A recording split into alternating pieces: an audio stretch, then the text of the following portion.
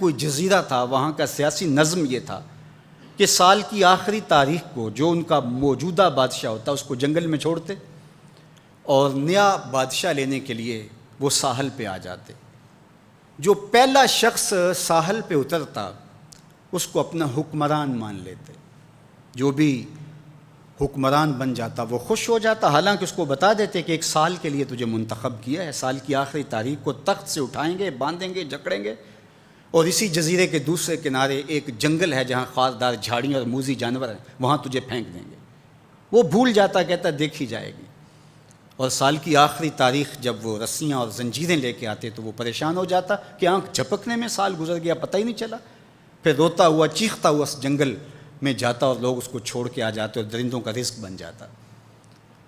اور جو بھی آتا اس نے کبھی انکار نہیں کیا تھا۔ پہلی بار ایسا ہوا کہ جس شخص کو انہوں نے ہار ڈالے، گارڈ آف آنر دیا، تعظیم تکریم دی، سیلوٹ کیا، اس نے کہا یہ سب کیا ہے؟ کہا کہ آج کے بعد تو ہمارا حکمران ہے۔ کہا میں تو امور سلطنت نہیں جانتا، میں تو تاجر آدمی ہوں، چیزیں بیچنے آیا ہوں۔ کہا کہ ہمارا اصول یہی ہے کہ سال کی پہلی تاریخ کو پہلا شخص جو جزیرے پہ قدم رکھتا ہے وہ ہمارا حکمران ہوتا ہے۔ اس نے کہا میں تو امور سلطنت کو نہیں جانتا، تو یہ کس طرح ذمہ داری قبول کر سکتا ہوں؟ انہوں نے کہا کہ تمہیں کرنا ہوگی، اس کے علاوہ کوئی راستہ نہیں ہے، ہمارا یہ قانون ہے، ضابطہ ہے، اور یہ بھی بتا دیں کہ سال کی آخری تاریخ کو تجھے اسی جنگل کے دوسرے کنارے چھوڑائیں گے جہاں موذی جانوروں کا رین بسیرا ہے۔ تو اس نے کہا اگر انجام اتنا دردناک اور خطرناک ہے پھر تو میں بالکل جانے کے لیے تیار نہیں ہوں۔ تو انہوں نے کہا تو چاہے نہ چاہے باندھ کے بھی تخت پہ بٹھانا پڑا تمہیں بٹھائیں گے۔ اس نے کہا اچھا مجھے یہ بتاؤ کہ سال بعد میری بات مانو گے یا نہیں؟ اس نے کہا کہ ہاں، قانون میں تو ترمیم نہیں کر پائے گا، لیکن یہ ہوگا کہ تیرے انتظامی حکم ہم ماننے پہ مجبور ہوں گے۔ اس نے کہا ٹھیک ہے، میں تمہارا حکمران بننے کے لیے تیار ہوں۔ رومی بولتے ہیں کہ جب بھی کوئی شخص تخت نشین ہوتا تو وہ بھول جاتا کہ میرے 7 سال کی آخری تاریخ میں کیا ہونے والا ہے۔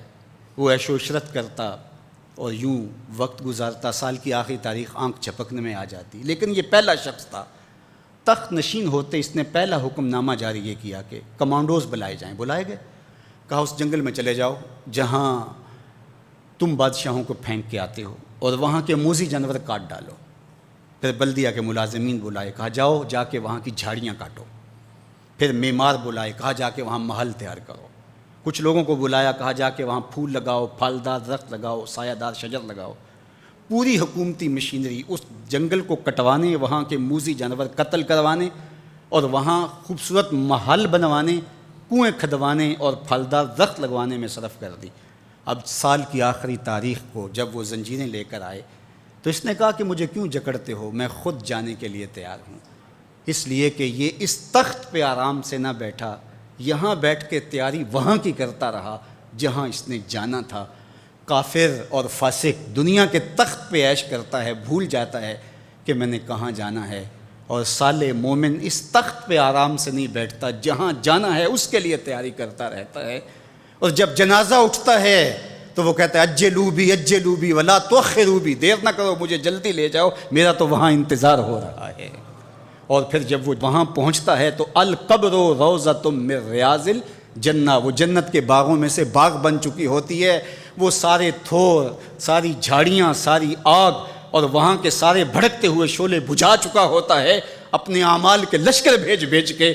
ہم نے دیکھنا ہے کہ ہم یہاں آخرت کے لیے کچھ بھیج رہے ہیں کہ یہیں سب کچھ لٹا رہے ہیں۔